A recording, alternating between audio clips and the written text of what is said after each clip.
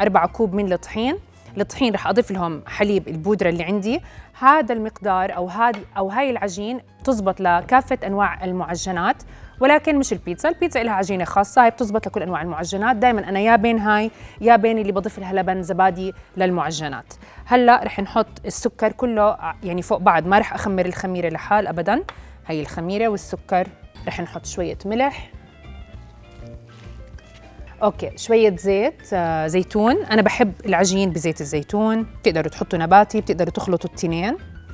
وهلأ سر نجاح العجين إن نضيف المي تدريجياً لحديت ما نحصل على القوام اللي بدنا إياه. طبعاً تقدروا تعملوا هذا الحكي على العجانة. شوفوا أنتوا بتعرفوا إنه العجين ناجح معكم لما بيبطل يلزق بالوعاء اللي عندكم وكله بيتماسك على بعض، ولكن كل ما عجناها أكتر كل ما كانت عجينتنا أنجح، لأنه إحنا بنحرك مادة الجلوتين اللي في العجين وبنعطيها القوام اللي إحنا بدنا إياه.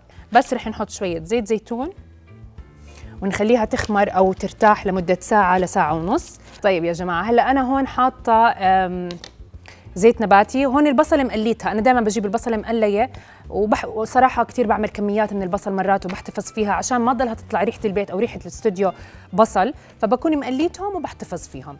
فرح نحط شوي من البصل ونستناه يحمى شوي مع الزيت اللي عنا عشان نضيف له لحمة العجل المفرومة عنا ناعم. هلأ رح نضيف اللحمة بس يسخن البصل. البهارات اللي أنا مستخدمتها هي كزبرة، كمون، بهارات مشكلة، ملح وفلفل طبعاً. رح نحط شوية شطة، رح نحط رب البندورة، ورح نحط كمان صويا صوص كتير زاكي مع اللحمة. وأنا هون مستعملة صوص كتير حار اللي عندكم يعني، أو شطة عادية السائلة تبعتنا بتقدروا تستعملوها. أوكي هلأ رح نحط اللحمة على البصلة، فرح نحط هلأ شوي من كل إشي بالإضافة طبعاً للملح والفلفل الأسود. هلا أنا رح أقلبهم سمير عبين ما يستووا وبعدين ننزل باقي المقادير. تمام. هلا شوفوا بهاي المرحلة رح أضيف شوي من البصل الأخضر ورح أضيف الفلفل الحار المفروم ناعم.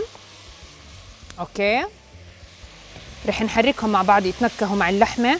وهلا رح نضيف الفلفل الحلو.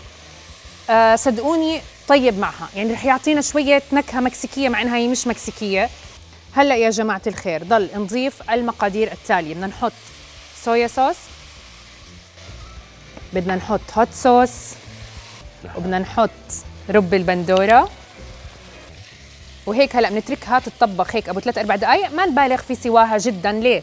لانه نحن هاي بدها تدخل جوا عجين والعجين بده يدخل فرن، فما بدنا اللحمه تنشف، بدنا اياها تطلعوا مع احلاها كيف هيك فيها جوسي. طيب هلا انا عم بضلني بشكل المستطيل لانه صينيتي مستطيله.